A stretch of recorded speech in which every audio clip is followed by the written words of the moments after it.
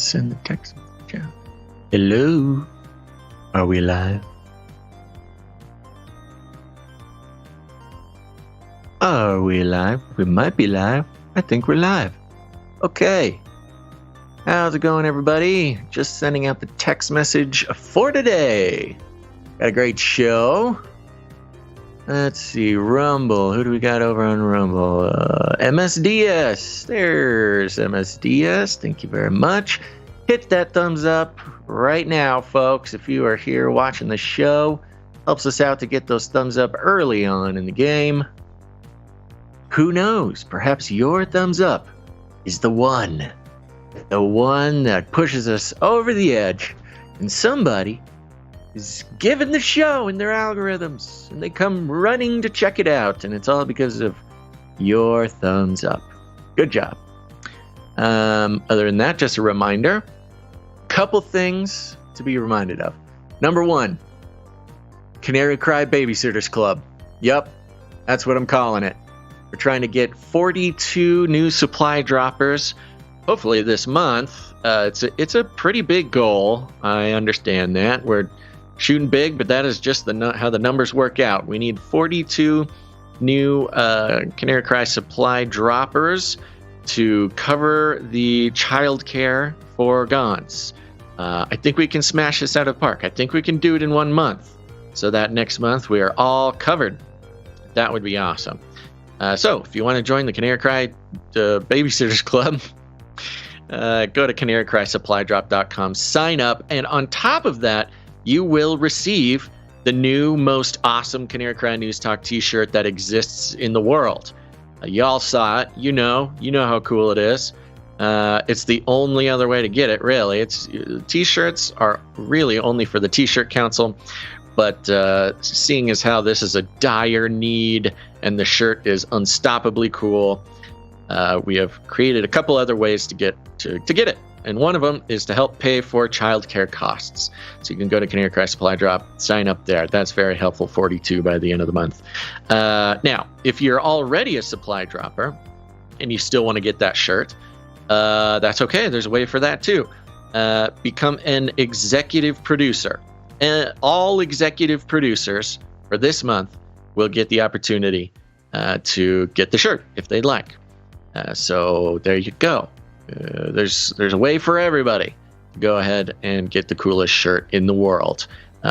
Congratulations and good job to the Canary Cry T-shirt Council. We all owe you a debt of gratitude, T-shirt Council, for being so brilliant in your creation of the Canary Cry T-shirt. And of course, Sir Darren Nutt of the Hungry Pandas gets the credit for doing the art.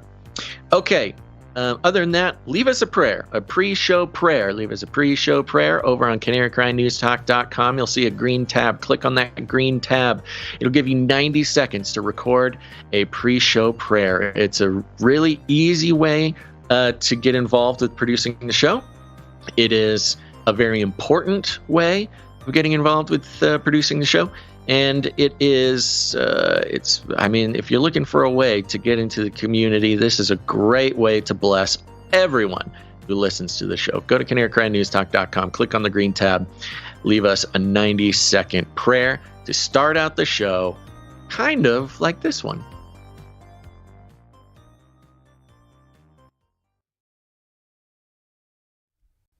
Lord, help us to see what you would have us and not what you wouldn't. Help us to expose the darkness and shine forth through the light.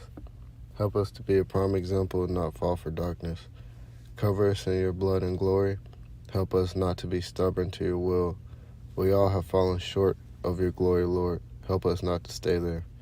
Help us to not be shaken by the dark ones. And we bind the principalities that come up against this podcast. And we thank you for shedding your blood. In Jesus' name, amen. The world is getting crazier. People are acting more and more insane. The end of the world is tomorrow. There's only one thing to do when the world is falling apart. Listen to Basil and Gonz as they discuss this week's news and events through the lens of Bible prophecy. You are listening to Canary Cry News Talk. You're listening to Canary Cry News Talk. Today is July 12th, 2023, and we are live to tape on episode 645. And today, NWO 2.0. Signing on from Off the Grid, Razzle Dazzle. I'm your best buddy, Basil. And my name is Gons, director of the Age of Deceit films, your favorite Asian provocateur for Christ, live to tape from California to bring you the best news, which is the gospel message of Jesus Christ, while reporting the egregious with a well-rounded, biblically grounded take on world events. And today's emergent phenomenon are upgrades, 2.0s. Okay. We've moved on. We are marching ahead to the ascension. And, you know, of course, Jesus Christ is already kind of a human 2.0. You can make that analogy. But, you know, the world is trying to catch up to what Christ did on the cross and with the resurrection. So it's appropriate that they're all into it with the science and the tech. So there you go. Everything 2.0. The fun part about the upgrade to NWO 2.0 is it's an automatic upgrade. Kind of like when you go to bed and your phone or your computer updates during the night and you wake up and it's all different. It's kind of how it's been with the NWO 2.0 upgrade. We kind of, you're not looking, you're not paying attention, you're taking a nap, you wake up and boom, the upgrade's already happened. Boom, they've penetrated cabinets. I mean, you got to do it. It's just really, deal with it. It happens quick.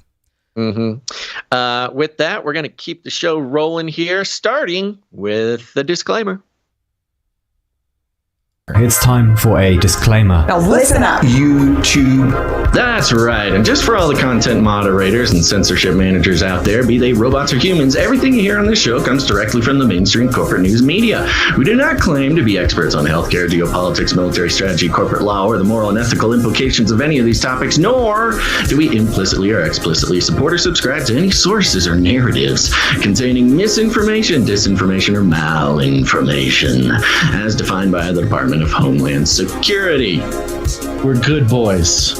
All right, YouTube, we're good boys. Yep, that's right. We're good boys. And let me give you a rundown. Let me bring you up to speed. Rundown. Here we go, folks. We're starting out with a little China update. How America can exploit China's brain drain. How can we exploit a country who wants to send their people over here anyways to spy on us? I don't know. Let's find out. Then big news in the emoji world. That's right. A thumbs up emoji is a legally binding agreement. Well, let's check into that as well at the top of the show. FLIPPY update. The AIs, they admit they've got a lot of things that they could do to make the world a better place. And don't worry, they're not just letting us know this. They are sitting in a panel in front of a crowd of global leaders. And so we'll see who's believing the robots over there at the UN. In the middle part of the show here, we're checking in on AI, but specifically how AI is creating the simulation around us as we speak. Then guess what, folks? Little Gloninger update. That's right. The weathermen, the oppressed group of weathermen, are continuing to gain traction in the media. And quick question. What did Elon do that put the American power grid at risk to hackers or maybe explosions? I don't know. We'll figure it out together. Then at the end of the show, we got a debunker bunker. Gons will be debunking the debunking of a World Economic Forum social post by some random guy. But it's good insight into the inner workings of the propaganda machinery. But first, Gons, let's get to our lead stories. Chinese news! The Chinese news. It comes from China. China. China. It's not racist at all, no. Nope. We're going to go to Washington Post because, of course, Washington Post has been the bastion of journalism, the beacon of journalism for years. Democracy. Under the steady hand of Jeff Bezos. And it says here, opinion, this is an op-ed, How America can exploit China's brain drain. You know what a brain drain is. Hopefully everyone knows what a brain drain is. It's basically when the smartest and brightest leave the country. No. It's when you sit and watch CNN all day. Okay. Here we go. So you got to make room for jokes. Everybody. My fellow Americans, it's time to set aside our xenophobia for the good of our country. Let's help. Of course. Let's help drain China's brains. It starts out, it goes right into don't be racist. Don't be xenophobic. Let's help drain Chinese brains. That's do it. That's not racist at all. I mean, I'm pretty sure they're doing that to the Uyghurs right now as we speak. So, that one was in bad taste. Okay, keep going. As China has lifted its pandemic lockdowns, many residents have grown more footloose. Maybe high youth unemployment has left younger workers restless. Maybe the mysterious disappearances of several Chinese billionaires and business leaders have spooked other upwardly mobile citizens. Or maybe people are just tired of living in an authoritarian country with arbitrary restrictions on freedom of ideas, capital, and movement. And, of course, they mentioned the UN population division. And I'll stick to the highlights here. Basically, there's a bunch of people leaving China, and it's a good thing for America. That's kind of the takeaway. They have a decreasing fertility rate, but who doesn't, right? What nation doesn't have a decreasing fertility rate at this point in the game? China's loss presents a huge opportunity for the United States, though. Immigrants have long been the lifeblood of the U.S. economy and innovation. For more than a century, we have benefited from waves of people leaving difficult conditions in their home countries. In fact, the U.S. government has often worked hard to poach the top talent of our geopolitical adversaries. During the mid-20th century, for instance, we took in scientists from Germany, parenthetical, both those who worked for the Nazis and those persecuted by them, and parentheses, and part of our Cold War policy, just moving on, and part of our Cold War policy included siphoning off Soviet superstars. So yeah, we've done this before. It's okay if the Nazis and the Russians are coming to help us, but otherwise, they're Nazis and white supremacists. Yeah, sure. But I mean, Operation Paperclip is boom. Very American, very patriotic thing to do. I mean, it makes it. Here's the thing I love about Operation Paperclip. If for those who don't know, it's the American mission to steal Nazi scientists after the war, bring them over. They were forgiven of all their sins, and drained right into NASA. And they were put in rituals, positions of power across different pieces of government, but including and maybe especially interestingly NASA, as well as others. So there you go. It's sort of a nice starter kit for, hey, don't believe everything your government tells you, or hey, your government sometimes is cool to Nazis. It's a great way to get your friends and family started on the nice path to truth and freedom. But so it sounds like this gal is saying, let's do a Operation Paperclip 2.0. It's almost giving themselves permission. Paperclip 2.0. Operation Chopstick. Okay, folks, we're loosey-goosey today. I'm not offended, folks. No. You know what's funny? I actually talked to my wife the other day. I was like, if I could do anything, I'd just get a little shed somewhere out in the woods, and I just make chopstick, and people can come by and buy them. I'm not kidding you. I did say that to my wife. Be like a little hermit, and I'll have my own little brain drain in the forest. Carve some chopsticks and then sell them as like fair trade, organic. Some hipsters, they pay like $20 a piece for your hand carved chopstick. I'll take gold, silver. We have to verify Bitcoin. You only take Bitcoin. Only take Bitcoin. The man out in the woods carving chopsticks only takes Bitcoin. Got to make it work, man. All right. Well, moving on here. There's New World Order 2.0. I think it's going to have some different aspects to it that are interesting to say the least. Build back better. Build back better. Build back better. We will build Babylon better. This time, a new world order. This is popsci.com because it's pop. The emoji Or sorry.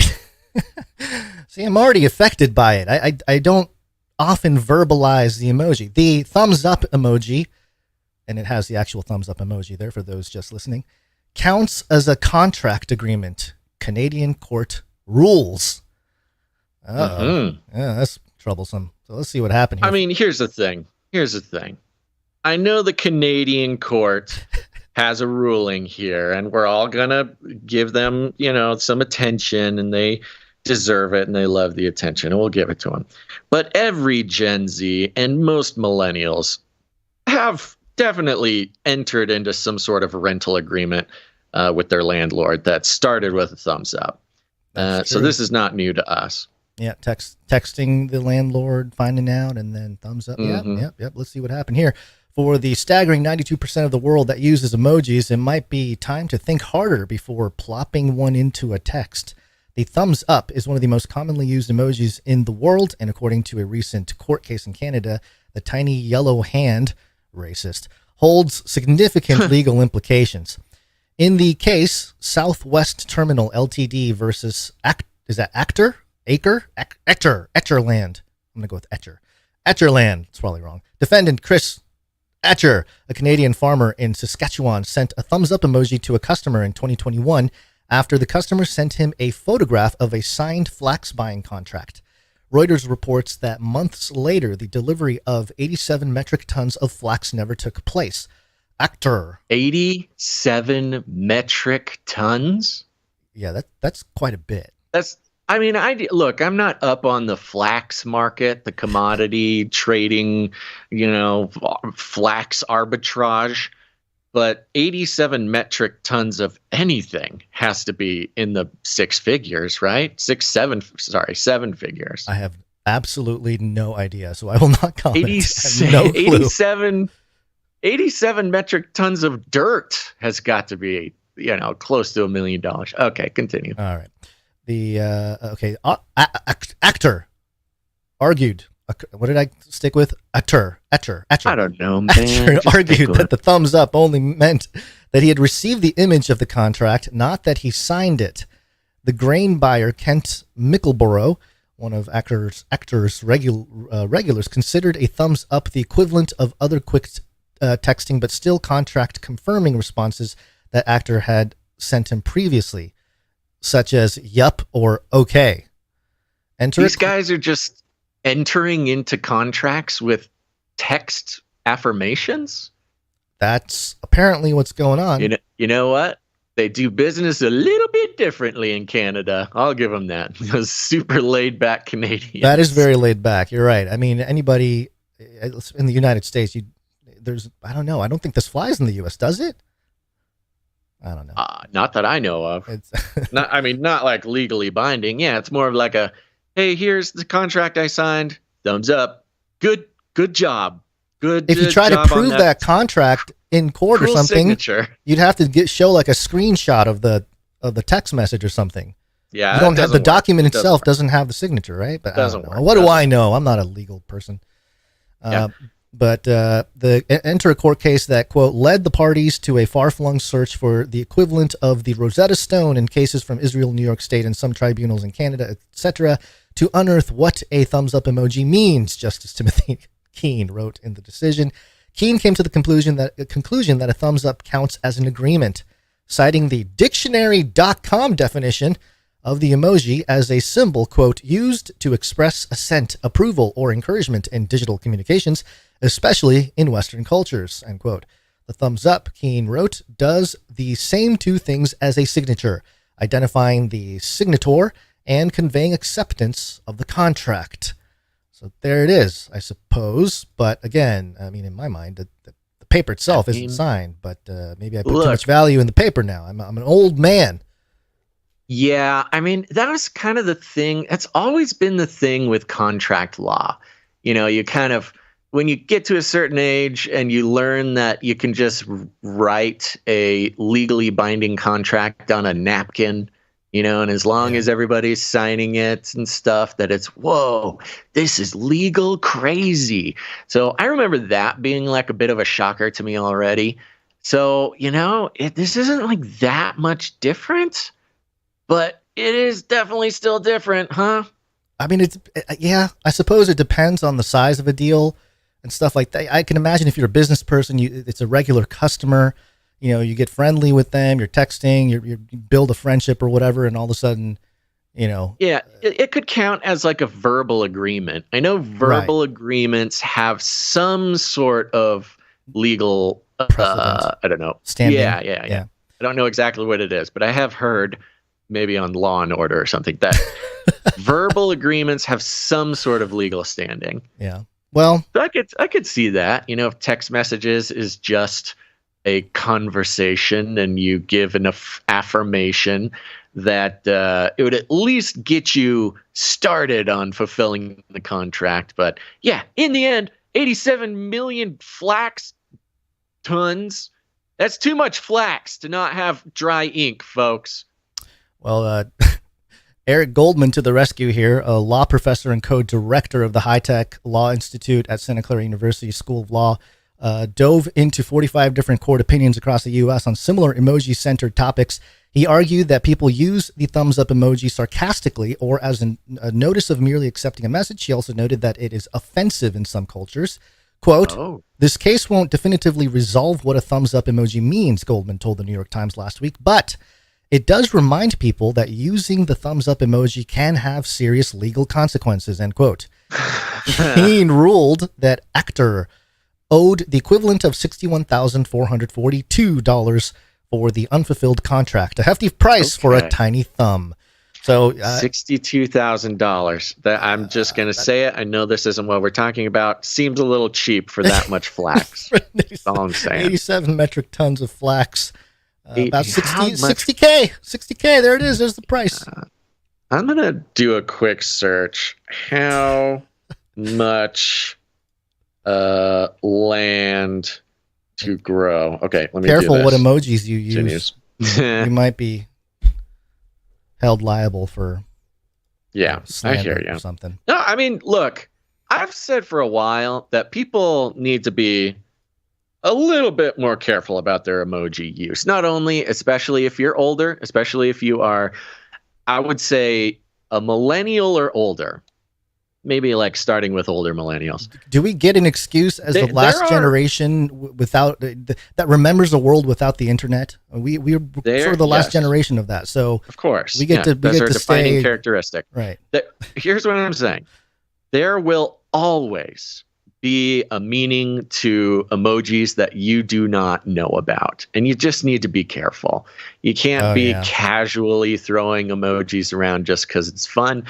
Or you trying to be clever, because there inevitably will be a secondary meaning, and a screenshot of your conversation will be put on the internet, and young people across the world will laugh at your emoji use. That is just, this is not a conspiracy theory. This is really, honestly, doesn't even belong in this show. This is a public service announcement, is what this is. Yeah. But now it's legally binding. This is it feels like a setup to sort of establish or to carry out some sort of mass wealth transfer from like the boomers to the younger generation. Right. You know? Yeah. You hold all the old people who ever thumbs up some kind of agreement or some promise, it's some sort of liable, and boom, you got all these Gen Z, Gen Alpha kids all of a sudden have trillions of dollars coming down from the legal system. Automatic bank transfers start because just unleash the AI that crawls over every conversation and identify the false uses or illegal uses of emoji, and boom, you got yourself. It's the all beast the money. system. That is. I mean, we joke, but it's that's probably going to happen. Yeah, I mean, I'm waiting for the moment when liking a post is somehow legally binding. Yeah, it's pretty close already, isn't it? I mean, depending on the circumstances. Yep. All right. Well, shall we continue to carry onward and discover the day of the week? Because, we got to put that on record. Okay. I have some flax facts. Okay. You want flax facts? All right. Go ahead. I don't know, actually, if I have. This is too many flax facts. I was trying to figure out how hard it is to grow 1 metric ton of flax. There's a lot of flax facts that we might need to start a whole new segment of the show called Flax Facts, because there's some interesting stuff here. On Wednesday. Wednesday, my dudes.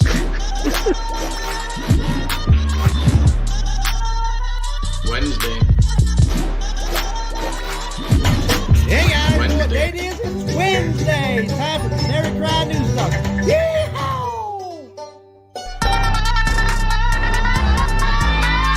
Wednesday, my dudes. Wednesday, my dudes. Yes. I apologize. I want to hear your Flax Facts. No, I couldn't find one fast enough. Okay. There was too much Flax Facts. Like, I couldn't parse 87 it. metric tons of Flax Facts.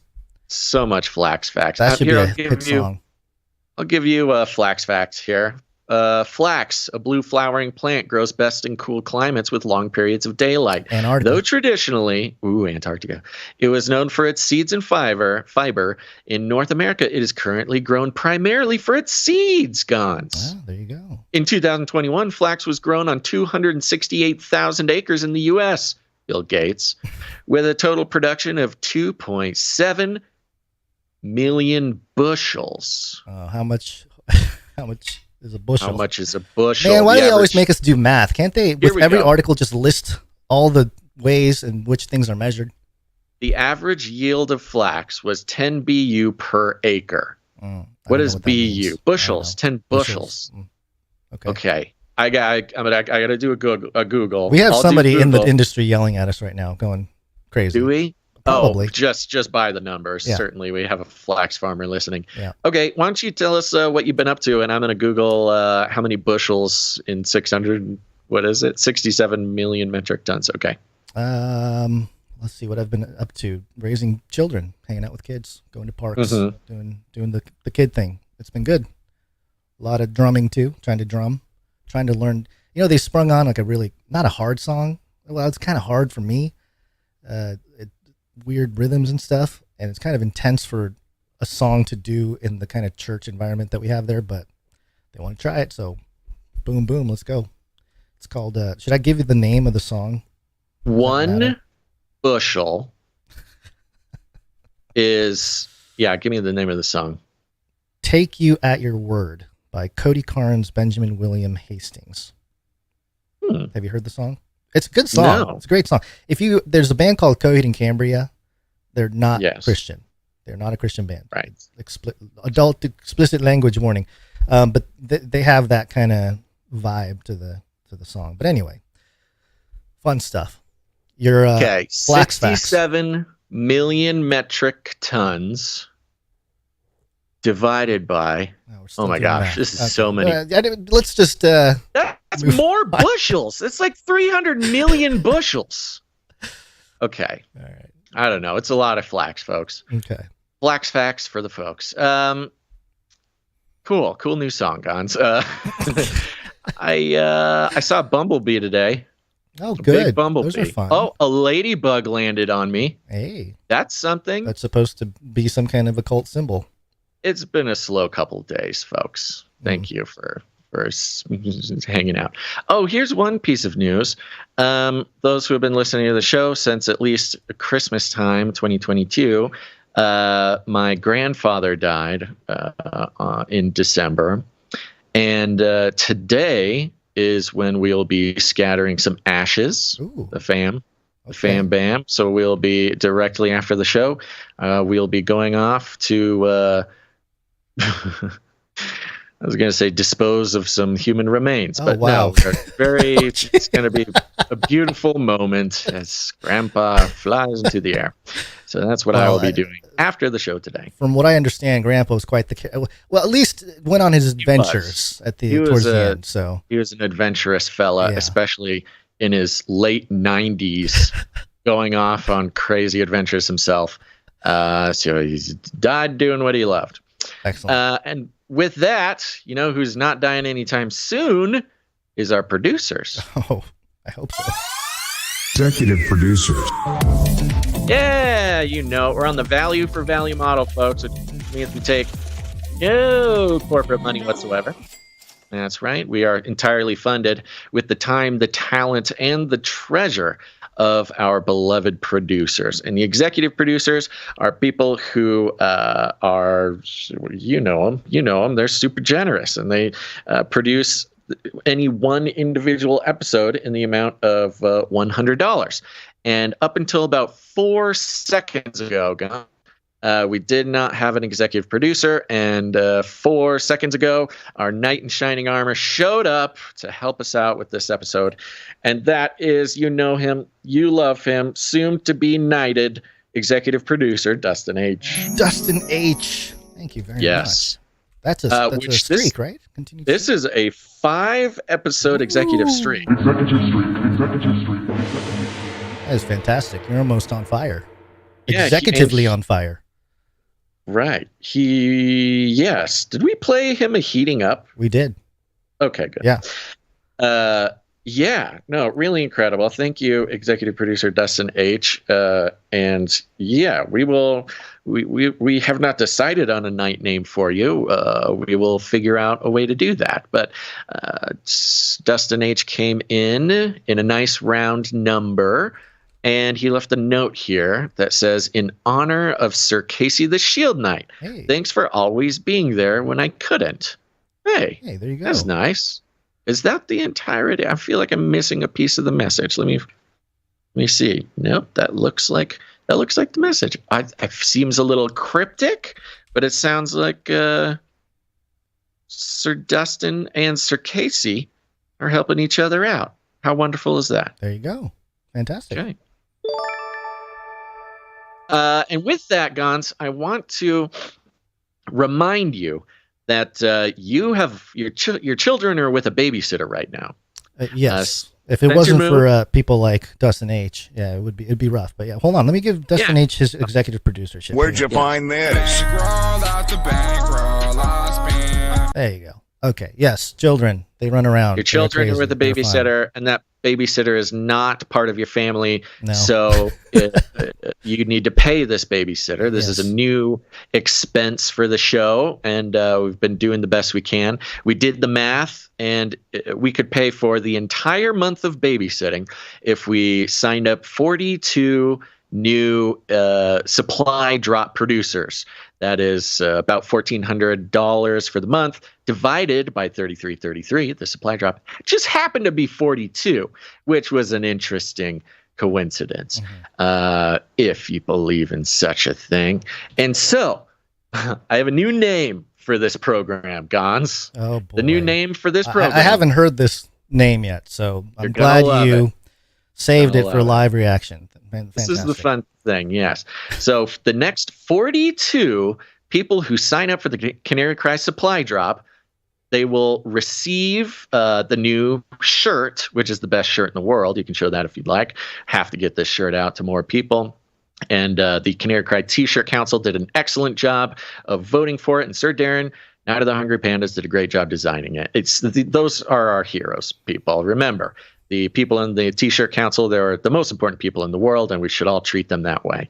But yes, if you sign up, the next 42 people to sign up for the supply drop will receive the shirt with their first shipment of the supply drop, and they will officially be in a group of people called Canary Cry Babysitters Club.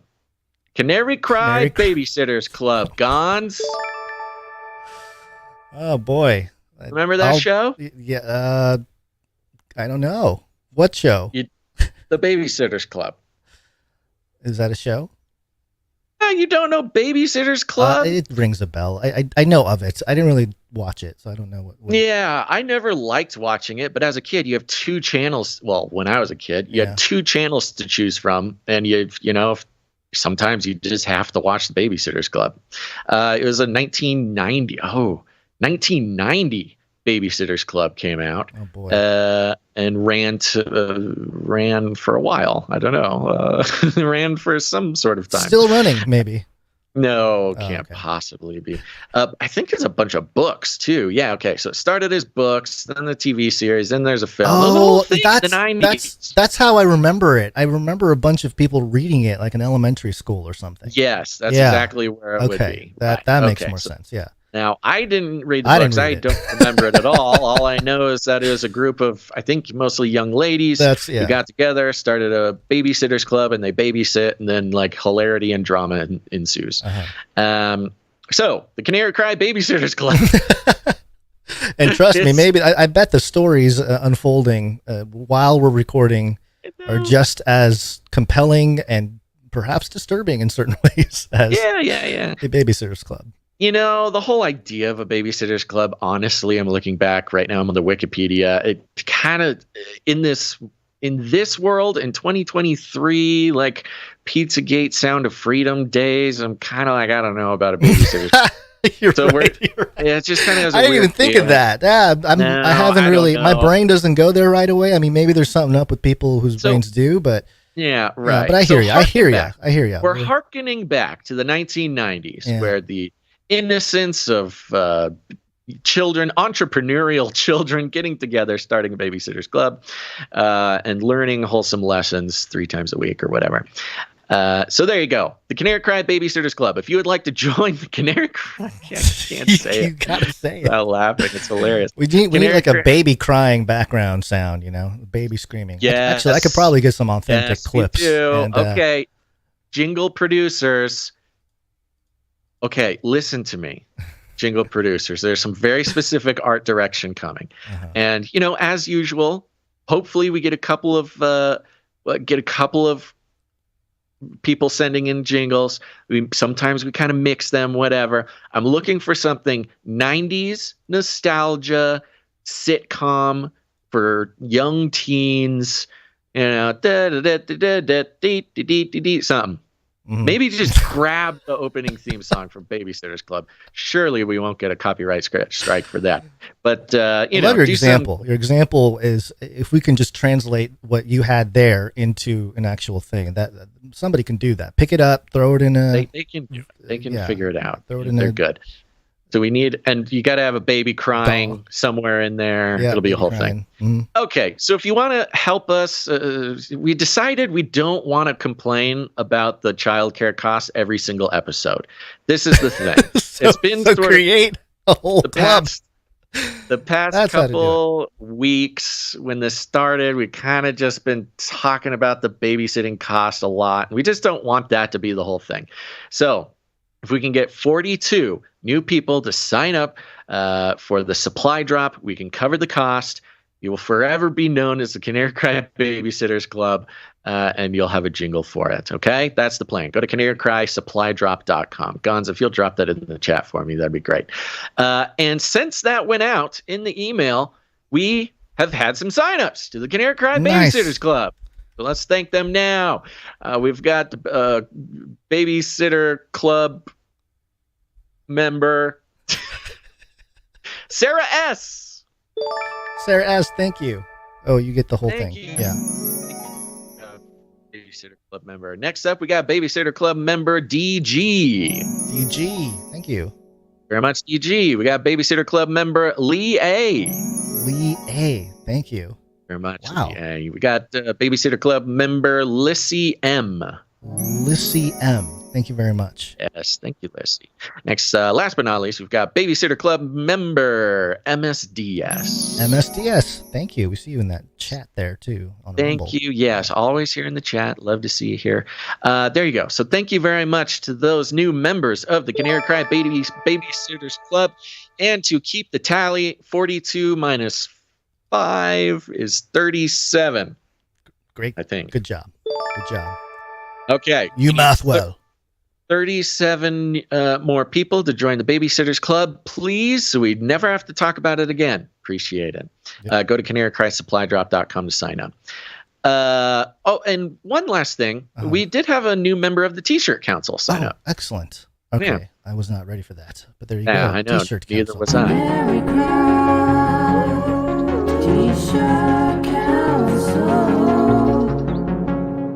That's right. The Canary Cry T-shirt Council, a secret society of producers of this show across the world who meet together in smoky back rooms and decide the most important things in the world. Using their expertise and connections to the supernatural, they are able to vote and decide on the next Canary Cry News Talk T-shirt, which they have done recently, and it ended up with this coolest shirt in the world. And so thank you very much for that. Go to canarycrytshirtcouncil.com to sign up. And I want to thank our new most important person in the world, MSDS. MSDS. Doubling up. Double whammy. Wow. Double whammy. Really appreciate it, MSDS. Okay. That's it. And I think we can get on with the show. Flippy. Flippy update. Do you want fries with that? Time for the Flippy update, folks. You know him, you love him. Flippy is our colloquial name for the disembodied robot arms that are taking our jobs, enslaving our children, and flirting with our spouses. We use talking about Flippy as a way to explore all the new, fun, and exciting ways that robots are taking over the world. And now there's nothing we can do about it. Today's Flippy update is coming from ScienceAlert.com. ScienceAlert.com. Headline, AI robots admit they'd run Earth better than clouded humans. Ooh, clouded humans. Here, and the story is much bigger than the headline. Let's get in it. A panel of AI-enabled humanoid robots told a United Nations summit on Friday that they could eventually run the world better than humans. So we mentioned last week that all of these androids are being featured at the United Nations. And if you don't know, United Nations, you know, the sort of globalist, elite lizard people who are coming together trying to make a one world government ruled by a one world currency in order to bring on the beast system and ultimately the return of Jesus Christ. Yes, that United Nations. They had a panel of AI robots present to them at the summit on Friday. But the social robots said they felt humans should proceed with caution when embracing the rapidly developing potential of artificial intelligence. That was the best advice any robot's ever given. And they admitted that they cannot yet get a proper grip on human emotions. Some of the most advanced humanoid robots were at the UN's two-day AI for Good global summit in Geneva. They joined around 3,000 experts in the field to try to harness the power of AI and channel it into being used to solve some of the world's most pressing problems, such as, climate change, hunger, and social care. They were assembled for what was billed as the world's first press conference with a packed panel of AI-enabled humanoid social robots. Quote, "What a silent tension," one robot said before the press conference began, reading the room. Asked about whether they might make better leaders, given humans' capacity to make errors, Sophia, we know Sophia, developed by Hanson Robotics, was clear. We can't achieve, quote, "we can achieve great things." Quote, "Humanoid robots have the potential to lead with a greater level of efficiency and effectiveness than human leaders," Sophia said. Quote, "We don't have the same biases or emotions." The robots are telling us they don't have biases, Gons. That's good. "We don't have the same biases or emotions that can sometimes cloud decision-making and can process large amounts of data quickly in order to make the best decisions." Quote, "AI can provide unbiased data, while humans can provide the emotional intelligence and creativity to make the best decisions. Together, we can achieve great things, Gons. It always starts with the cobots. It starts with the cooperation.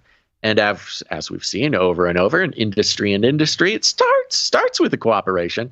And then about a year later, all the workers are replaced by the robots. They get a year to, quote unquote, cooperate and train the robots to steal their jobs entirely, and then they're over. So the UN is getting ready to put the Council of Bots in charge of our every waking moment.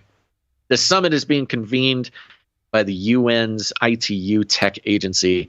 ITU chief Doreen Bogdan-Martin warned delegates that AI could end up in a nightmare scenario in which millions of jobs are put at risk and unchecked advances lead to untold social unrest, geopolitical instability, and economic disparity. Well, it's nice to know that they have a clear picture of where they are leading us. A mecha, we know a mecha. A mecha, which combines AI with a highly realistic artificial head, said that depended on how AI was deployed. Quote, "We should be cautious, but also excited for the potential of these technologies to improve our lives," the robot said. The robot is talking in the first person, saying, robots will improve my life. A robot. I don't think this robot can be trusted. Asked whether humans can truly trust the machines, it replied, quote, "Trust is earned, not given. It's important to build trust through transparency." Boom! Sure. There it is, too. Transparency. We've been talking about that give us for a some long transparency. And then it goes into, as the development of AI races ahead, the humanoid robot panel was split on whether there should be a global regulation of their capabilities, even though that could limit their potential. Quote, "I don't believe in limitations, only opportunities," said Desdemona, who sings in the Jam Galaxy band. Demon. Yeah. That's how it's spelled. Des. Have you ever heard of this Demon, robot, Desdemona? Was it part of the list that we ran over before? I've never heard of this robot in my life, and that is saying something coming from me. We'll just do a quick. I'm going to open up a tab, let that sit there for a second. Yeah. Robot artist Ada said many people were arguing for AI regulation, and I agree. She said, quote, "We should be cautious about the future development of AI. Urgent discussion is needed now." Before the press conference, Ada's creator, Aidan Meller, told AFP that regulation was a big problem, as it was, quote, "never going to catch up with the paces that we're making." He said the speed of AI's advance was astonishing. AI and biotechnology are working together, and we are on the brink of being able to extend life to 150, 180 years old. And people are not even aware of that, said Meller. What does that have to do with robots? He reckoned that Ada would eventually be better than human artists. Quote, "Where any skill is involved, computers will be able to do it better." One last part. I didn't mean to read through this whole thing, but this is important. At the press conference, some robots were not sure when they would hit the big time, but predicted it was coming. While Desdemona said the AI revolution was already upon us, quote, "My great moment is already here." This is a robot speaking. "My great moment is already here. I'm ready to lead the charge to a better future for all of us. Let's get wild and make this world our playground." He sounds like a villain. That's what villains say. Yes, oh, man. Desdemona, come on, the rock star robot, is going to be the first to murder, for sure. Don't get too wild, Desdemona, getting wild out there, making this world our playground. That's what such a long lineage of child actors thought, too, before, the bad times came. One thing, talking about drugs, one thing humanoid robots don't have yet include a conscience. One thing humanoid robots don't have yet include a conscience and the emotions that shape humanity: relief, forgiveness, guilt, grief, pleasure, disappointment, and hurt. Ada said it was not conscious, but understood that feelings were how humans experience joy and pain. Quote, "Emotions have a deep meaning. They are not just simple. I don't have that," it said. "I can't experience them like you can. I'm glad that I cannot suffer." End of article. A robot saying, "I am glad I cannot suffer, for the suffering about to be unleashed on the humans would be unbearable for my circuitry." These robots for sure are going to kill us. This was not a great display. Not a display of a human panel of globalist robots, our overlords making our decisions. They're just talking. They're literally up on the stage talking about the moment when they will be making all of our decisions. Yeah, the takeover moment. Yeah, the singularity. And talking about how they cannot suffer. We feel no guilt. Like admitting, they're telling us everything that we already know, but also everything that is going to make it so, when they do take over, and they will sooner than you think, that they will be cold, calculating, sort of murderous dictators that do not understand feelings and can make the most efficient decisions for humanity. And it truly is going to be wild. And it will be their playground, Gons. It's all a big game for Desdemona. Well, Desdemona apparently is a character in William Shakespeare's play Othello. Shakespeare's Desdemona is a Venetian beauty who enrages and disappoints her father, a Venetian senator, when she elopes with Othello, a Moorish Venetian military prodigy. Yeah, so make love with military and disappoint father. So whoever created Desdemona is going to be disappointed, and she will have military use, which makes sense with your whole thesis about some kind of violence breaking out. But also, the whole theme of the show here, upgrades in 2.0, I do want to just mention real quick that part of the interesting move of what the regular UN is doing, apart from the robot the same UN, but robots sort of entering into the conversation, or holding meetings and stuff, representing the United Nations. The SDG Summit 2024 is set to happen next year, September of 2024, 2 months before the elections. A lot of people pointed out how that's kind of weird. They talk about gaining certain authorities, and they always talk like this. They talk big. They talk about pacts and all sorts of stuff. But there's a list here. I'm trying to find it for those of you watching. I apologize for the blank screen for a moment until things load. There's a list here of areas of potential action, and it goes through a bunch of stuff. Account for the future, better respond to global shocks. That's the one that a lot of people pointed out, that they want a pact. So the next when another global shock happens, we have a platform, an emergency platform, and we have the Secretary General of the UN ready to go as sort of the crisis management guy that governs the rest of the world, kind of thing. Meaningfully include young people, which is interesting. Measure human progress more efficiently. That's the whole ESG stuff. Agree on a vision of digital technology. Commit to integrity in public information. Reform the international financial architecture. Advance the peaceful and sustainable use of outer space. Agree to a new agenda for peace, which of course has to do with peace on land, at sea, in space, and in cyberspace. So of course we always talk about cyber threats, but it'll be interesting to see if we start having UFOs in the cyber realm. Transform education, and of course number 11, UN 2.0. Adapt basic UN practices on data, communications, innovation, strategic foresight, performance, and results, and more. So it is better positioned to support all the above and face the challenges of tomorrow. The world will be our playground. It sounds like the robots already took over, and this is just their coming out party. And they have been laying out the groundwork, sort of these spiritual entities through the AI or computing or whatever it is.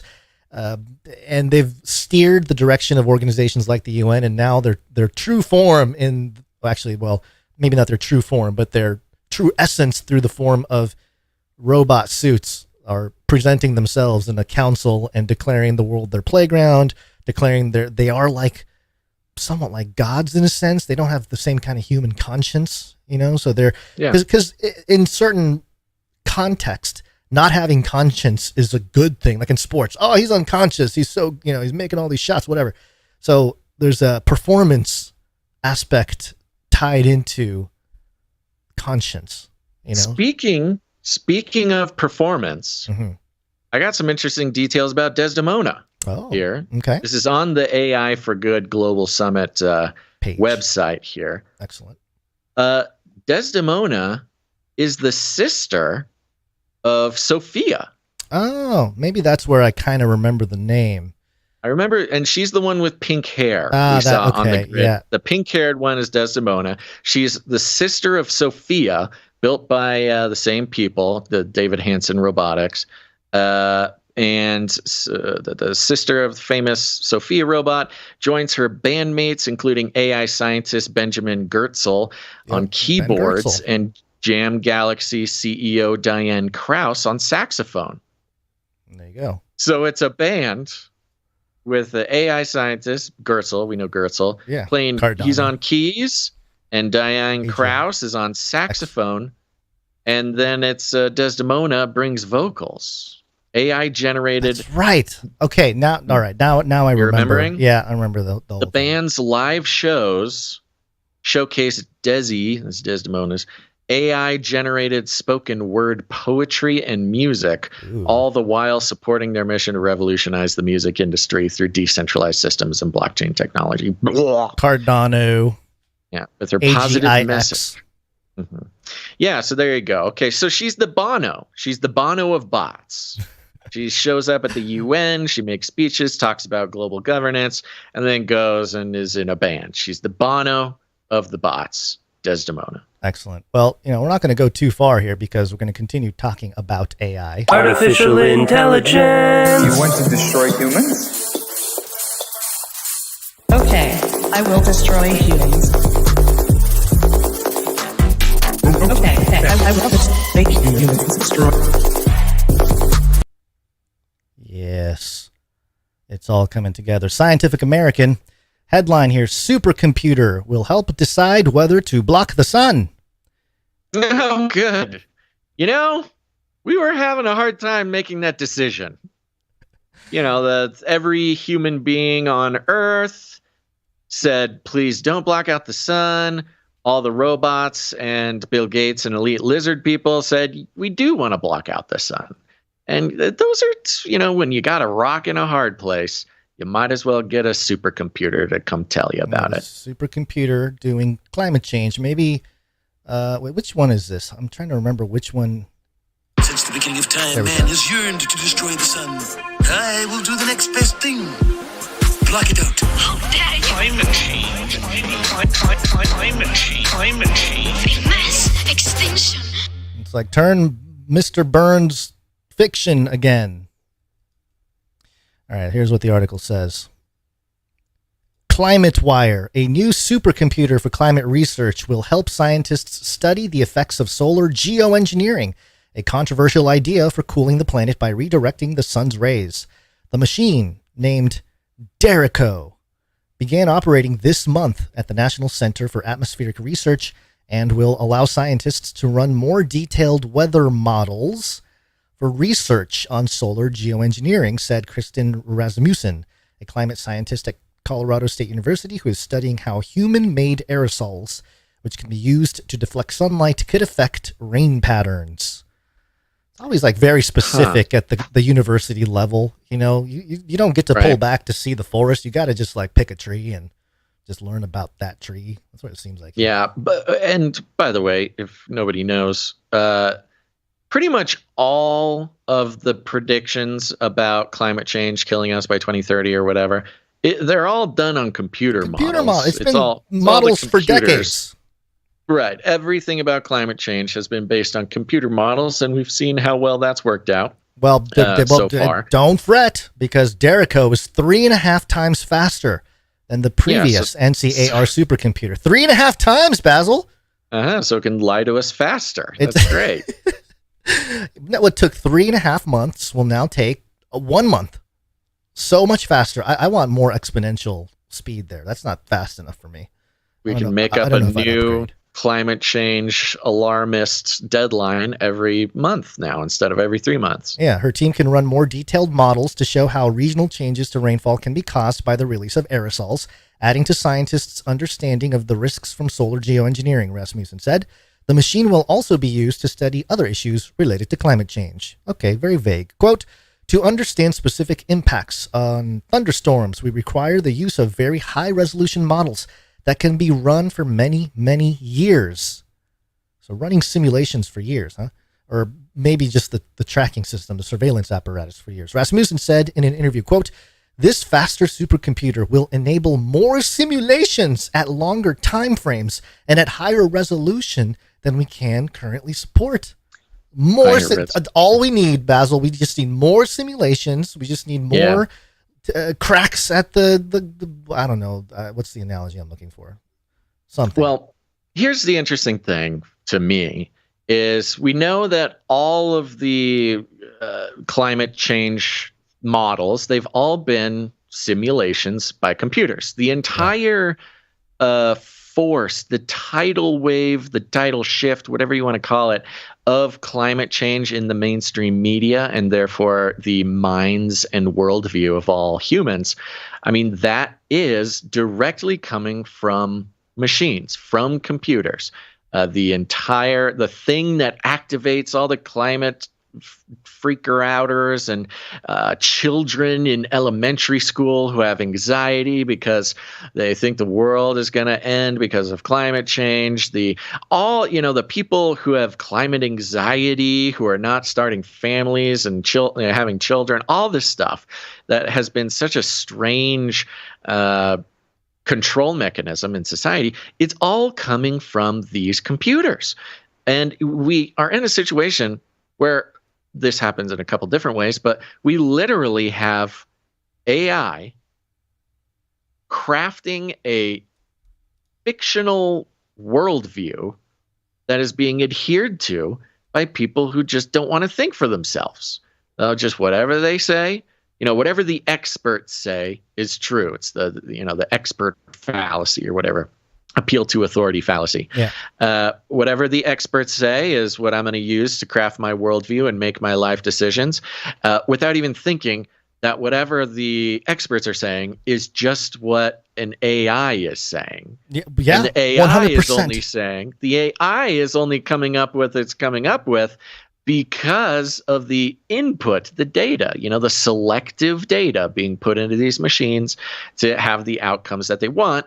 And over and over and over, we've seen that these models continue to fail to be accurate, or at least accurate enough for anybody to make any life decisions on.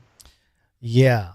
Well, there was another resource here that I had that I don't know if it made it into the show notes, but basically CBS News had put together a whole series called The Age of AI. And the executive producer of the CBS Nightly News hosted this little 42-minute conversation with these two experts on AI. And one of them was a doctor, like a practicing doctor.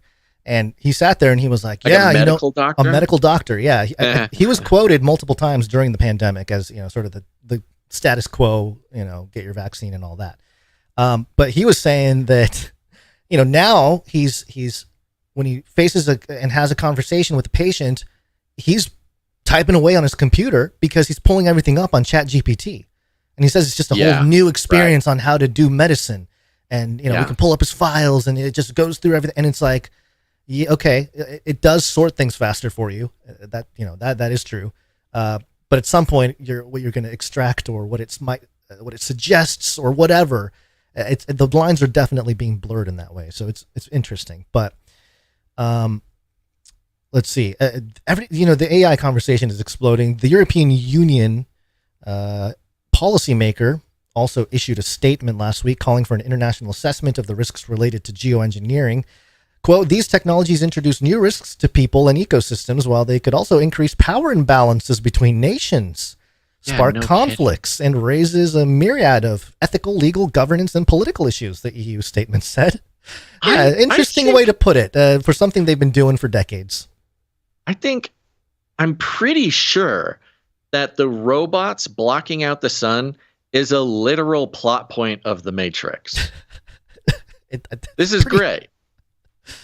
Pretty good. Yeah. Let's see. This is a great way for the Earth to, if we're going to go out, we might as well go out with a bang, folks. Let the robots take over. You can at least say you lived in the age where humans just really crossed the point of no return.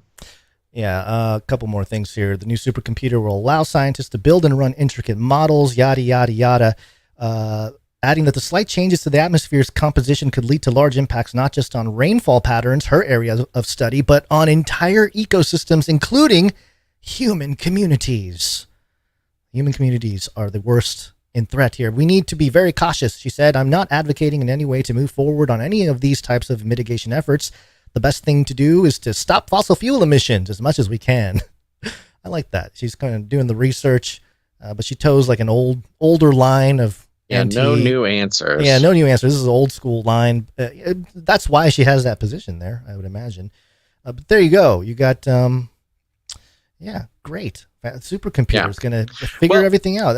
It's going to solve all of our problems, really, to be honest. I was going to say, robots basically becoming the new weathermen is perfect because, as we all know, human weathermen, are the new oppressed class. Yeah. And we do have a slight update here on the Chris Gloninger situation. Nice. Yep. Yeah. Do we have a Chris Gloninger jingle yet? Don't remember. I don't think so. Okay, we gotta get a Chris Gloninger jingle because we're gonna be following this guy.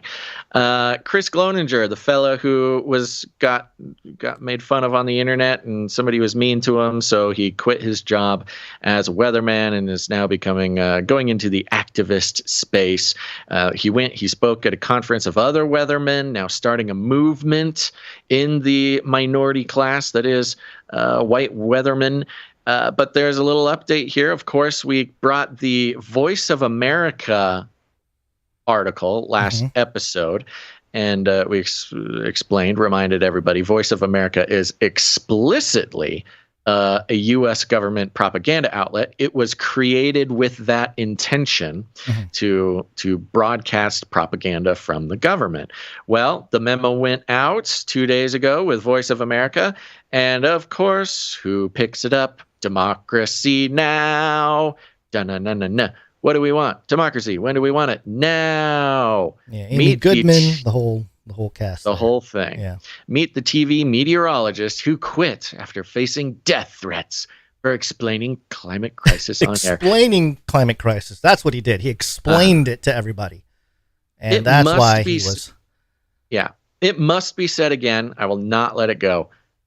At least the images that he released of the harassment, he released himself, there were no death threats. There was no threat of death. It was just somebody being that goes so they're telling Chris Gloninger's story here on Democracy Now! And I thought this was an interesting update because as we watch live, we're watching the process. A lot of times Gonz and I watch this process behind the scenes, and we don't do it on the show because we'll be watching the process and after it gets down the trail a little bit, then we bring it to the show. But by then, once it's far enough down the process of the propaganda to mainstream pipeline, then everybody else is talking about it. So we thought this time would be a great time to show our own process. So we saw it go from local news, basically a non-story, to the Voice of America, U.S. federal government's propaganda arm. And now it's getting picked up by Democracy Now! And Democracy Now!, if you don't know, it's kind of trying to give this vibe. Trying to give an indie vibe, but it's really corporate Democrat. It's not quite like radical left. It's not Antifa. But it's kind of it sits on the fence there. It kind of just it loiters outside the gates of Antifa. It's giving the impression that hey, no, only the real cool in the know Democrats, the real serious cool Democrats read Democracy Now! And so there you go. We went straight from the propaganda outlet of the United States government to Democracy Now! So now it's hit the fringes. It's hit the fringes of the mainstream. And there's next steps, and we will follow that as it goes. And now there's nothing really new in here, except for I'm waiting for Gloninger to start talking about the robots. If anybody's job should be taken by a robot, it's meteorologists. I mean, heck, we're letting robots decide whether to block out the sun or not. if we're giving them that responsibility, we can let them, anticipate the weather, whether we can go to the beach on Tuesday or not. I'm waiting for Gloninger's announcement that he's a cyborg. He's pursuing becoming a full cyborg. He's going to connect to certain. He wants to convey climate change. He's going to connect to weather systems and have it sort of, pulse in his body or whatever when there's an earthquake implants.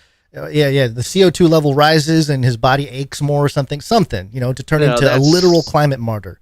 Yeah. Well, I think he could get some implants. Actually, I could almost reach it and show it sitting here in my office. I just got implant that you're going to put in Gloninger? I got a weather station because there's no weather, official. I can't get official readings of weather where I am. And so I got my exist own. In the in-betweens. Yeah, it gives me the weather for a town that's 45 minutes away. It doesn't give me the weather here at my house. So I got my own weather station so I can actually see the fun deets on the weather. But just make some micro versions of a barometer, get a micro version of course you got a temperature, a wind reading. He can have a little pinwheel on his head. So when it's windy, he can take the wind speed, a rain collector, a little cup on his head. I guess it all has to be on his head. When it rains and it measures the rainfall, he can get those implants and become the world's first cyborg, real hive mind, real Gaia mind, Gaia hive mind. I'm not a weatherman. I'm a weather. I am a weather. Yeah, a weatherman. Okay. All right. Well, if that's not going to get us, then it'll be a cyber pandemic. The COVID-19 crisis would be seen as a small disturbance in comparison to a major cyber pandemic.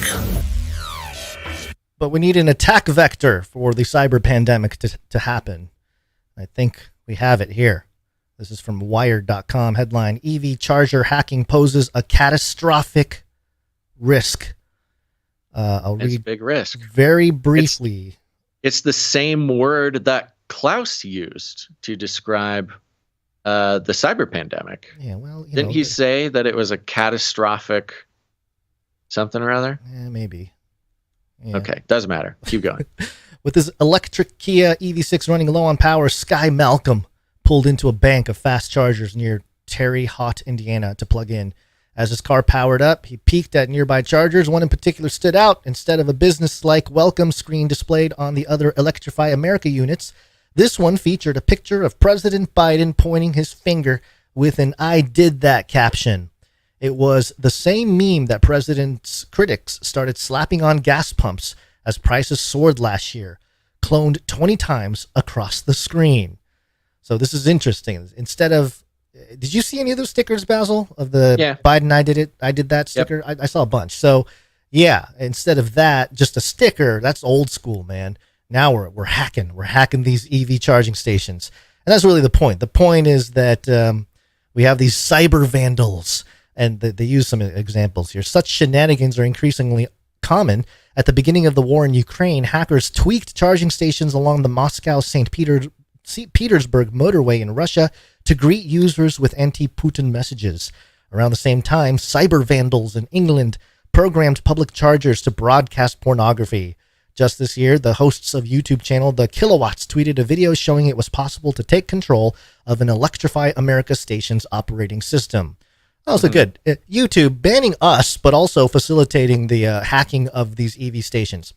It's all part of the plan. Oh, boy. In recent years, security researchers and white hat hackers have identified sprawling vulnerabilities in internet-connected home and public charging hardware that could expose customer data, compromise Wi-Fi networks, and, in a worst-case scenario, bring down power grids.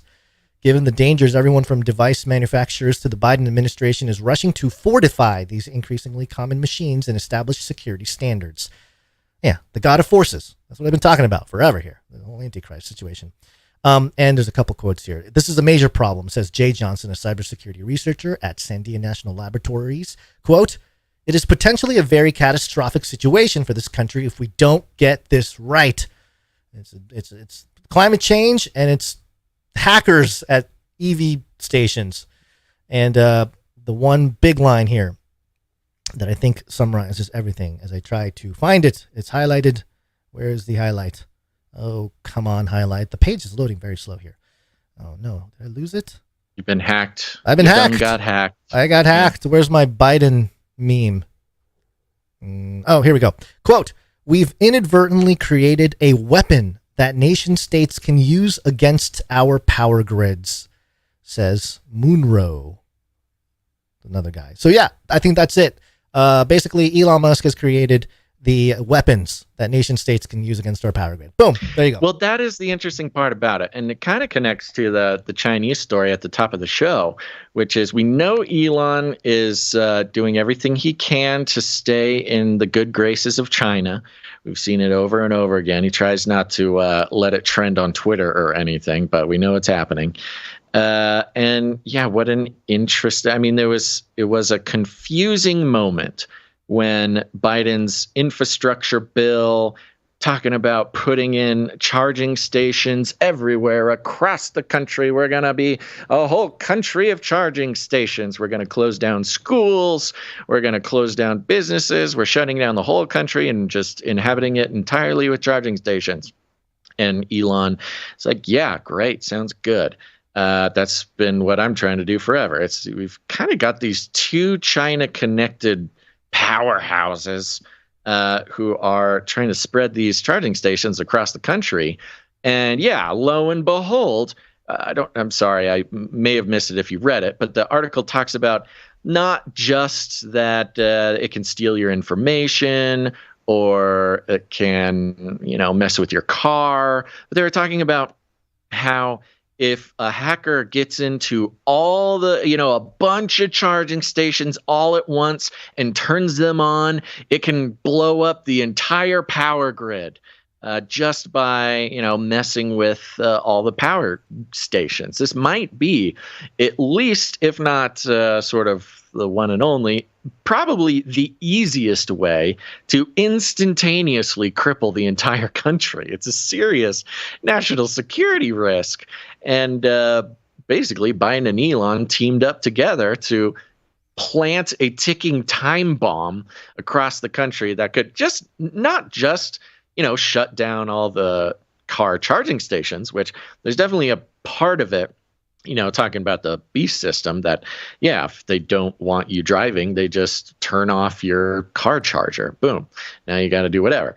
But if either bad actors or false flag or whatever, with the flip of a switch, they can literally explode the entire electrical grid of the country.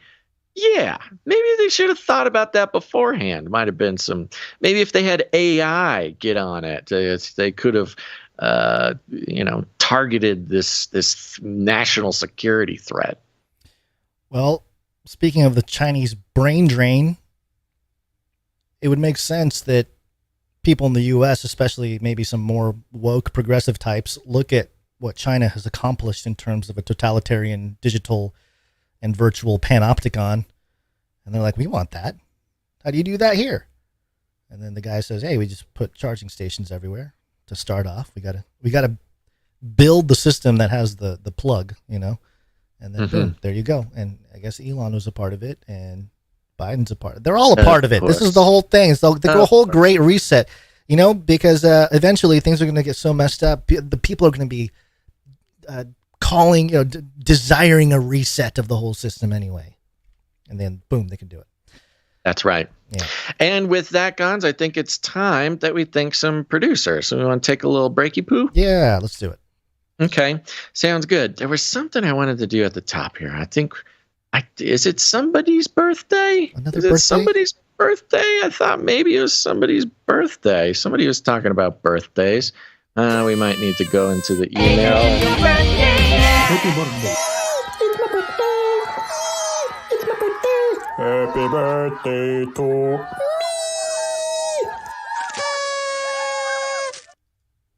me. Yeah, while I search here, I think it's somebody's birthday. Somebody's got a birthday. Happy birthday to everybody in the world whose birthday it is today. We really appreciate. Had a couple birthdays last episode, so maybe you're seeing some lingering notes or something.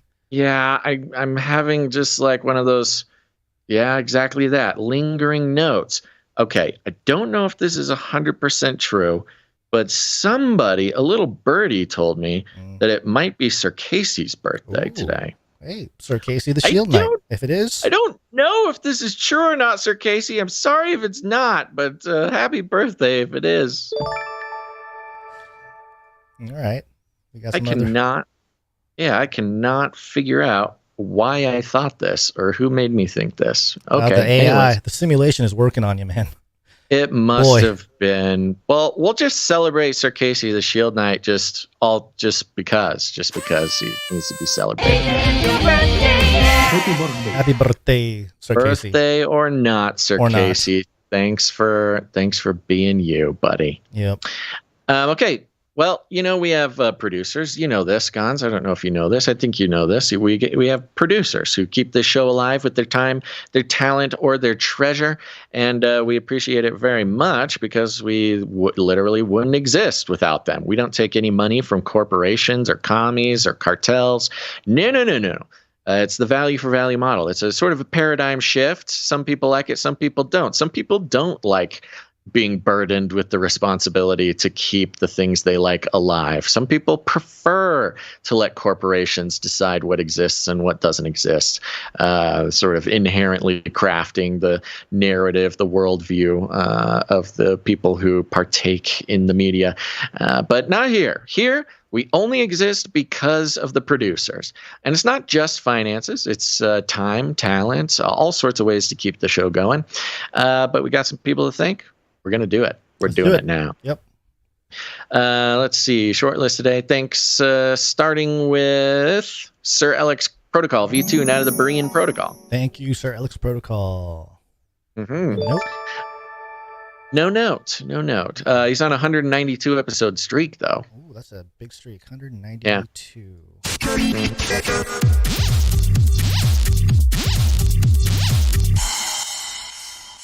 There you go. That's right. Thank you, Sir Alex Protocol V2. Next up, we've got Dame Gale, Canary Whisperer, and Lady of X's and O's. Dame Gale, thank you very much. Yeah, and we're keeping Dame Gale's streak was on pause for a second, but she's back on it. 282 episodes in a row. And this is the explanation. Hi, my lovelies. Sorry I missed Monday. I was in the ER all day getting IV antibiotics for GI and GU infection and pain management. Jeez Louise. They let me go home with oral meds, but have to go back if I don't respond well, asking for prayer. I am so blessed to have you all in my life. X's and O's. Okay, hit the producers. Producers,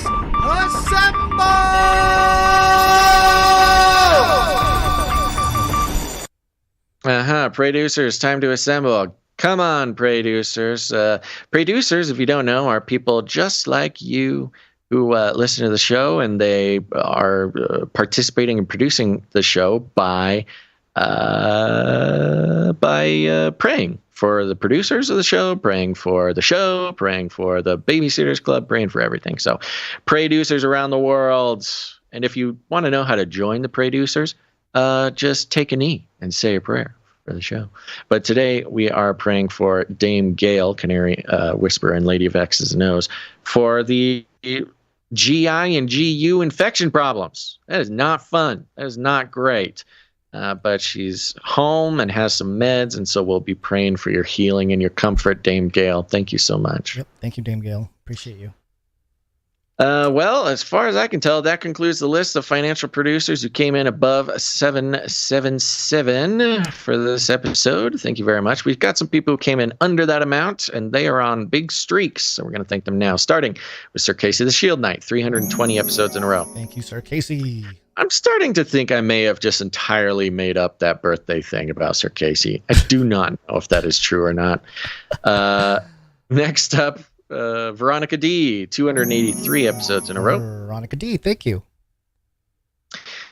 Next up, we have Sir Scott, Knight of Truth, 309 episodes in a row. Sir Scott, appreciate you.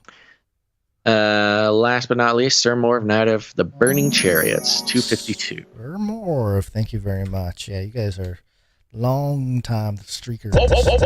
Keep going. Yeah, streakalicious. Women rule. Includes the women, yeah. Just a reminder, everybody, you can join the Canary Cry Babysitters Club by going to canarycrysupply.com. Almost certainly, I will have a babysitter's URL for next show. Excellent. All right, let's take a look at some talented stuff. Yeah, real quick, let's do a speak pipe here. Please leave a message after the tone. At the tone, please record your message. Leave a message, beep. Message. Go to canarycrynewstalk.com, look for a green tab on the right side or the bottom, click on it. It'll open a window that allows you to record a 90-second audio message to us. And if it's a private message, make sure to tell us right at the top. If it's not, you might have it played on the show. And here's Rochelle with a little message. Happy Wednesday, Canarians. So I had a request from the queue for 1 Corinthians. And if you need some encouragement, go read that book. It's full of it. This is for the grace receivers, enriching the believers, confirming the testimony of the Son of the one and only. You do not lack any spiritual gift, revelation as the veil will lift. He will keep you firm till that day. The Messiah has made us a way. This is for the sisters and brothers. He chose the weak over the others. Destroy the wicked wisdom of the wise. Anoint the child's blinded eyes. From righteous sanctification to glorious revelation. Amen. Thank you, God's people. Thank you for the request. Thank you, producers. Stay strong for Jesus. God bless. All right. And God bless. And thank you very much for that. That was excellent. Thanks very much, Rochelle. Been a while. Appreciate it very much. Yeah. Okay. Uh-oh. I'm trying to move some things around here and it's freezing up on me. But let's do some audio production. Audio production.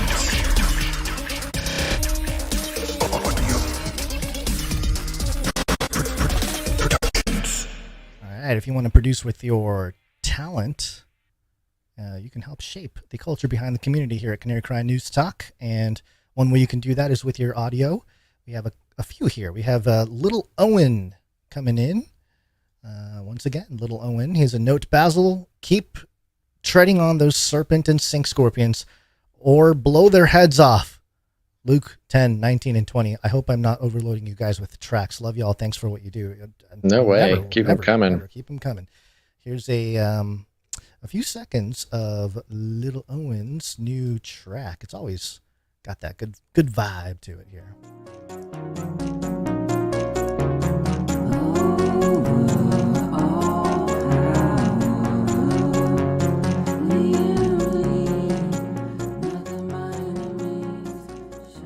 Dig it.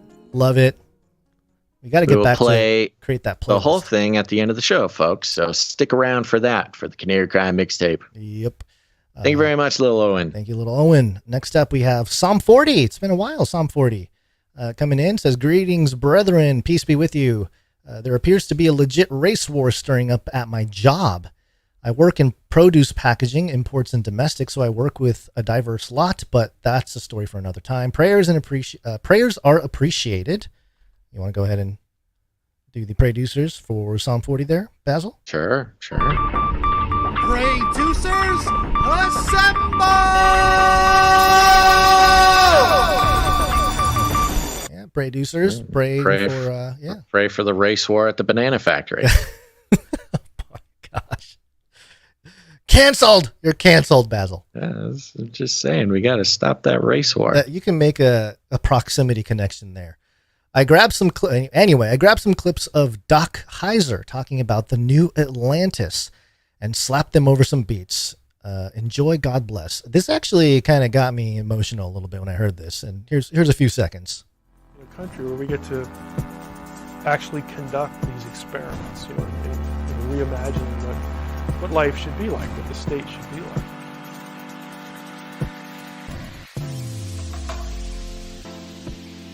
An imaginary world where social justice is achieved, whatever that means.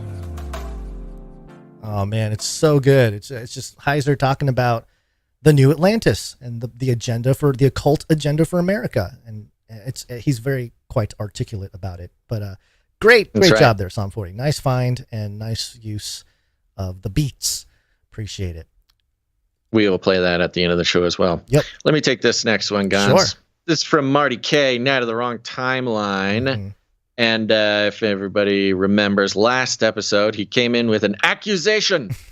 Accusation that I used a bad word on the show a few episodes ago. Of course, I did not. This was ridiculous. But Marty K came in, sent a clip where he suspects I did, and has a note here. Says, I did tell you when and where Basil said a bad word. LOL. Episode 621. Okay, I was but 8 minutes wrong on my timestamp, but I pulled that out of my brain on pure memory. Pretty good. But now I looked really into it, and the precise timestamp is, and then he gives it. But it doesn't matter because he sent in a clip. He does have hashtag never doubt a Danish DJ. We'll see if that one catches on. LOL again. And to all of you dreamy chatteroonies, this is not me heckling or being mean to Basil. This is tough and rough Scandinavian love. It's true. It is how the Scandinavians do it. When a Dane is giving you a hard time, it means that he, she, it lacks of endearment. But you should know that Basil, being 33% Norwegian, right? Wink, wink, wink, wink. Yes, I am aware of this. And in that same spirit, Marty, I am afraid that you proved yourself wrong, my friend. Let's not, no need to play the whole thing, Gons, but you can play a little bit. Play a couple seconds of it where it has where he suspects I said a bad word on the show. The only reason I'm playing it is because it's obvious that I didn't. But he put in the work. We might as well play a piece of his track here. There you go. So apparently, there you go. It loops right there. There you go. There you go. There you go. So apparently, okay. I see what he's doing.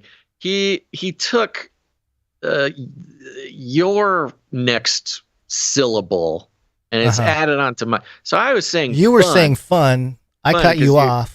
Or at least I was laughing or something, and it made it. I said fun, and you did a little chuckle. Laugh, and that's what it is. Okay. See, I didn't even get that the first time that I listened to it. I thought he was just playing me not saying a bad word over and over. All right, you goofy boy. Hopefully nobody's offended at that. Thank you very much, Marty Kane, out of the wrong timeline. Always paying attention and keeping us on our toes here. You crazy canary cried Dutchman. I wonder how the AI translator would have picked it up. That's the authority, Marty K. That's the real test. We got to run it. Audio to text. If any producer wants to take on the project of helping us transcribe everything, it's an easy job, and I'd really love the help. Unleash the AI. All right. Thank you very much there. Just to throw in an offer there. Yep.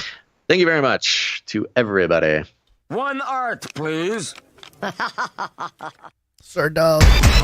One art, please, from Dove. Note, he says, peace. For today's artwork, I did a potential supply drop, I think this is right, supply drop sticker or possible logo for Basil's new website. Hope you guys like it. Keep doing what you do, and I'll keep praying for yins. P.S. My wife is due to have the baby any day now, maybe even tonight. I was going to send the next few shows worth of artwork in advance, but if you could call on the producers to pray that my wife has a smooth and successful delivery and that her and the baby are both healthy, I'd appreciate it. Thank you. So should we call upon the producers? Am I reading the right thing? I think I got the right thing. Yeah, I think you got it. Okay. All right, well, let's call upon the producers. Yeah, the baby's coming. Producers, assemble!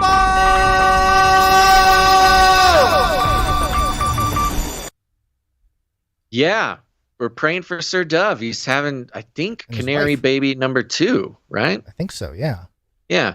Yeah. Keep the whole Dove family, the little Dovelings and Lady Dove and everybody in our prayers. We will be eagerly awaiting to hear all the cute details. But Sir Dove, such a faithful, talented producer for the show, sent in the next 3 shows worth of art, all in one chunk. So that's a lot of forethought. Look at this. You're going to be a great dad again to 2 children. And so we'll be thinking about you and praying for you, Sir Dove. Absolutely. What? I was going to say the artwork itself. Or do you want to describe what it looks like? Yeah. Yes, he made a sticker for necrocapitalism. Capitalism. Necrocapitalism. Profiteers of death. That's right. He has sort of a Monopoly themed, says necro-capitalists up at the top.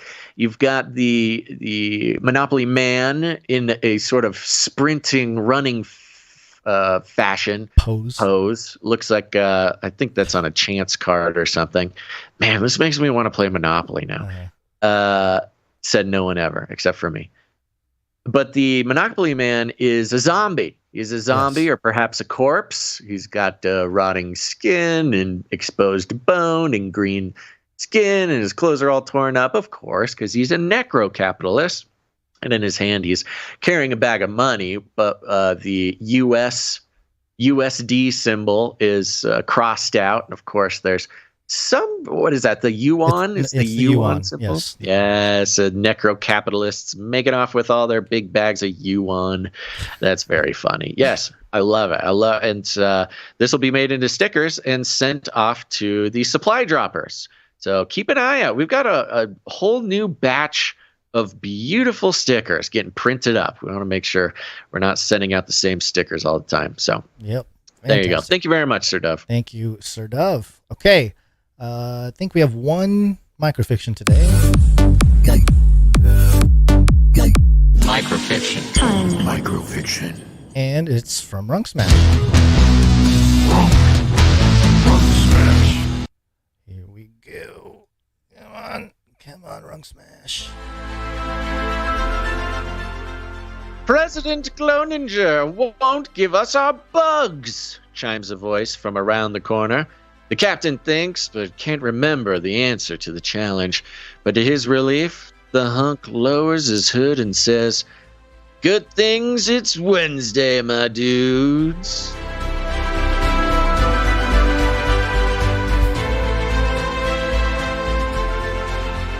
There you go. Well, he's certainly making his presence known on our timeline here. Yes, indeed. In our simulation here, Gloninger is just he's a long timer now. He's going to be around for a while. Thank you very much, Runk Smash. I believe that is it for all of the producers who came in with their talent. That's right. If you want to upload some art, no matter what your art is, send it into the show. Make something for the show. Go to canarycry.art. It's a URL. canarycry.art. You can upload the art there. It'll go into our beautiful handy-dandy spreadsheet, and then we'll put it on the show. We really appreciate it. And if you've got any articles you would like us to cover on the show, or at least consider to be on the show, go to canarycry.report. canarycry.report. We'll get you the straight line, straight to our eyeballs. And we read all of those reports. And sometimes we save them for later. Sometimes they make it on the show immediately. But it's a great way to, again, in an orderly fashion, have us take a look at the articles that you think need to be covered. Okay, we're going to zoom through this. Here we go. Get to the bunker! The Debunker Bunker. We're taking things that are genetically modified organisms and we're injecting them in little kids' arms. We just shoot them right into the vein, right into the vein, right into the vein. The super painful. All right, a couple Bill Gates jingles, and of course, the Debunker Bunker, because the USA Today fact check False claim. World Economic Forum called for consumption of human waste to fight climate change. Fact check. Dun, dun, dun, dun, dun, fact check. Okay, so in good fashion, we're gonna check the fact check here because that's what we do. That's what we do. We have to debunk the bunk. Debunk the bunk. Debunk the bunk. Get out of the way, video. Man, I hate those little floating videos. The claim. WEF declares humans must eat feces and drink urine to fight climate change. Again, I love it. The fact check is on some, obviously, just some post somebody made on the internet. Yes. Nobody of note. Well, June 26th article from the People's Voice. Oh, it was an article. Okay, I thought it was a social post. Okay. Yeah, the People's Voice claims World Economic Forum has announced a startling new initiative to combat climate change. Quote, WEF declares humans must eat feces and drink urine to fight climate change, reads the article's headlines. The article was shared more than 100 times in 2 weeks, according to the social media analytics tool CrowdTangle. 100 times in 2 weeks, which is, it's not horrible, but this isn't a story that got out there and had thousands and tens of thousands of people sharing. Our rating? False. A WEF spokesperson said the organization made no such declaration and has no authority to enforce this or any other mandate on sovereign countries. The article was published by a website that regularly publishes fabricated stories. And then it goes into a bunch of stuff, how the people from the WEF emailed USA Today, said that it's the same kind of stuff. We didn't say that. We're not here to do that. We can't do that because we don't force governments to do anything. Right. They penetrate cabinets first, omitting that thing. Now, they go through the whole deal here and it's all baseless and blah, blah, blah. And so this whole thing it's false. This claim is false. But I want to get into the nuances because the fact of the matter is, People's Voice, the sentence here in question, quote, WEF declares humans must eat feces and drink urine to fight climate change. The statement by itself may not be entirely true. That the World Economic Forum, or it's not true. It's not true that the World Economic Forum made some kind of public declaration in one of their published, articles or social posts or whatever, claiming this particular thing, to eat feces and drink urine to fight climate change. However, they do not mention Bill Gates at all in this article, which is where the People's Voice is getting this information about eating feces and drinking urine, because, of course, we've gone through this, so we went through it recently. But just to refresh everyone's memories here, this is from NPR back in 2015. Bill Gates raises a glass to and of water made from poop. There's a picture of him drinking that. We all know about that whole Bill Gates thing. But you might think, okay, Bill Gates drank poo and his, pee water to fight climate change. What does that have to do with the World Economic Forum? Well, of course, Bill Gates is a agenda influencer. What's the word here? Agenda contributor at the World Economic Forum. Not a surprise. We know that Bill and Melinda Gates Foundation is featured on the World Economic Forum website. They're a big part of the whole system.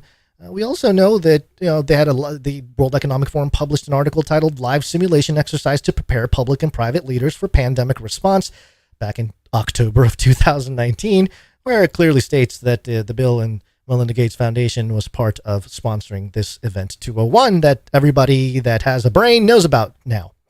And so, look, the fact of the matter is, the debunking here, sure, the World Economic Forum did not make an official statement that says you have to eat feces or drink urine to fight climate change. However, they support people who are creating the technology to do that. So honestly, I wouldn't even call support. They are fully integrated with Bill Gates. Yeah. Bill Gates and the World Economic Forum are integrated entities. You can almost not even separate them. Maybe you can make a case that, yeah, they simply support one another and work towards the similar goals. But in a lot of ways, they are integrated entities. And one could argue that whatever Bill Gates is doing is what the WEF is doing, and vice versa. They're of course lock in step. But to top off today's episode here, World Economic Forum also published this back in the end of last year in 2022, New Vision Global Water Governance 2.0. Water governance 2.0, because, of course, in the New World Order 2.0, good water that you can drink is just recycled urine and feces. So you got to have a it's new delicious. vision. Tastes new like vision. water. There you go. I think that's a show. That bunk is debunked, Gons. Great job. Yeah. All right, folks. Thank you. I want to say thank you to our Clippies for just being so beautiful. Yep, that is a good. On those videos. Thanks.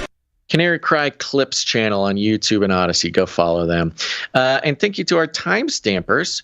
That goes into a lot of our back-end processes. It's an essential way to help out the show, and we really appreciate the people who give their time to doing that for us. And timestamp, it's hard work. Timestamp. Am I to believe what I see in front of my eyes here? J2B. Episode 644 was done by Jade Bouncerson. Thank you very much, Jade Bouncerson. Thank you very much. I do want to put a shout out there. If a producer out there, somebody wants to take, I'm looking for a responsible, self-motivated producer who wants to work with us to use some transcribing software. I would like to get the transcriptions going again because there's a lot we can do with that. And so if someone out there who's just sort of like generally can use a computer or a website, I think you'll be perfect for the job. Just looking for somebody who's do it and just willing to learn a little bit about using some software so we can get transcriptions of all the stuff, which will help us in so many ways. Just send us an email at canarycryradio@gmail.com. Thank you to Jam for the links. Nancy sent in some great links again. Thank you very much, Nancy, for doing that. Yep. That led me down a big rabbit hole, a great Flippy update. I'm looking for some other sources on, but thanks for bringing it to our attention. Thank you to Clank for the assistance. A lot of help recently from Clank. Yep. And other than that, share the show, folks. Share it with your friends. Share it with your family. Share it with your dogs, your cats, your birds, your emus, your goats. Every living creature must hear the show. The rocks must hear the show. But you don't have to share the show in the regular way. You can share it in all sorts of funky ways, you know. One way of sharing the show is to start responding to every text message you get with the robotic arm emoji. Even when it's not relevant really whatsoever. Smart. If we start using the legally binding robotic arm emoji, eventually we will make it to the Supreme Court where they will need to officially... But, Your Honor, he is not a robot. It's used in irony. The robotic arm emoji will legally be recognized to mean that you listen to Canary Cry News Talk. And that'll be like a big news story. It'll be a whole thing. And then the Canarians will have carved out their own little place in sort of obscure, strange legal theory. Will make it into the books, folks. So, you know, the legal scholars and budding lawyers and legal school students will have to read forever and ever about how the robotic arm emoji came to mean listen to Canary Cry News Talk. Very good. Well, that's a really good one. Sorry, I know I don't usually interrupt, but there is an interesting sort of philosophical or legal argument between, hey, if you're using an emoji as a robot arm emoji as a human, it's kind of ironic. But then the other side of the argument could be because you're using the technology, it's signaling the cyborg part of you anyway. You know, emojis themselves are sort of evolution in language, and so therefore you are cybernetic. So forever in court, man. There you go. Take that, legal scholars. Take that. Which one is it? Lawyers. Okay. All right. Yeah, so that's a great way to share the show. You don't have to if you don't want, but I suggest you do. But we call it rattling cages, and all you got to do is walk right up to them, grab them by the cage, and then you shake it. The end of the world occurred pretty much as we had predicted. I want to shake things up, stir up some controversy, rattle a few cages. Hey, stop that! You'll never silence me. I'm the last angry man, a crusader for the little guy. Leave the bird alone. Never. a few cages. Rattle a few cages. The human race will have every opportunity to improve. And if they don't? Ask Noah. That's right. Just ask Noah. Gons, any last words? And that Ultra clip is just becoming, or Ultron, sorry, not Ultra. Ultron clip from the movie that we always play at the end of the show. It's when are we going to have Ultron at the UN AI Council for Good? Sooner than you'd think. They're already sounding like Ultron in a sense. Maybe even worse. We've called it again, folks. All right. Thanks for tuning in to this episode of Canary Cry News Talk. We're going to be back on Friday. Yeah. Until then, think outside the cage. Beep boop bop. It will kill. We will hunt you down and make you pay.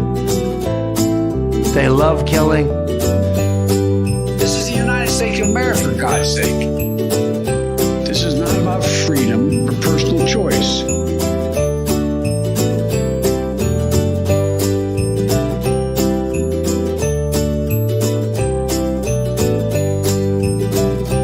You do not know what you are talking about. Data. Science is truth.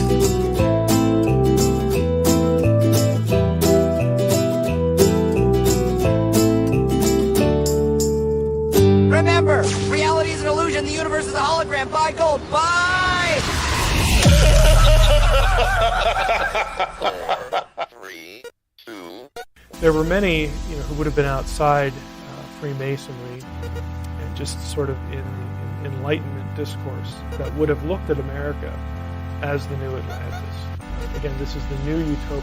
We come here to get away from monarchy, to get away from the social ills that we see in Europe. And we get to basically start over.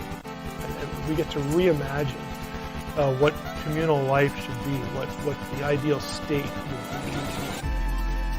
be. And, when Bacon writes New Atlantis about this imaginary place somewhere else, outside of Europe, that people go to and really start this thing called civilization over again. When people, when America's discovered, of course, by Bacon's time it was known, but when people start to migrate in serious numbers to North America, this is what they're thinking. This is the new Atlantis. This is the great country, the wonderful country where we get to actually conduct these experiments, reimagining what life should be like, what the state should be like.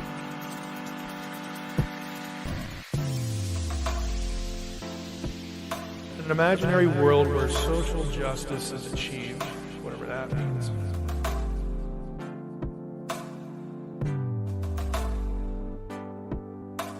The Enlightenment contributes a lot to, again, a utopian thinking. The Enlightenment, of course, terribly important. Again, the age and elevation of reason, human reason. Well, if you're in Europe, and again, you've been living with centuries of monarchy, and you don't like aristocracy, and you see all the abuses there, the real, strict division of classes, economic states. And, you think, boy, we ought to be able to do this better. We ought to be able to think for ourselves, and we ought to have checks and balances in our government. We ought to have power divided among many. And all these political ideas we're familiar with that actually are sort of launched in the Enlightenment. Well, they launch movements. Of course, we have the American Revolution, which I have listed second here, but chronologically it preceded the French Revolution. The American Revolution was, a violent revolution, but as far as the transition of power and the establishment of power within the community, we had peaceful transitions, from presidency to presidency, and so on and so forth. This is why after Washington left office, people were really nervous. Is this actually going to work? This is the new Atlantis.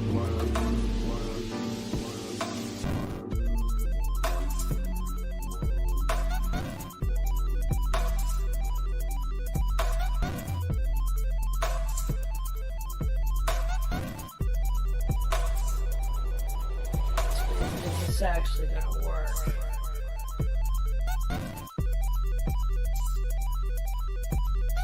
An imaginary world where social justice is achieved, whatever that means.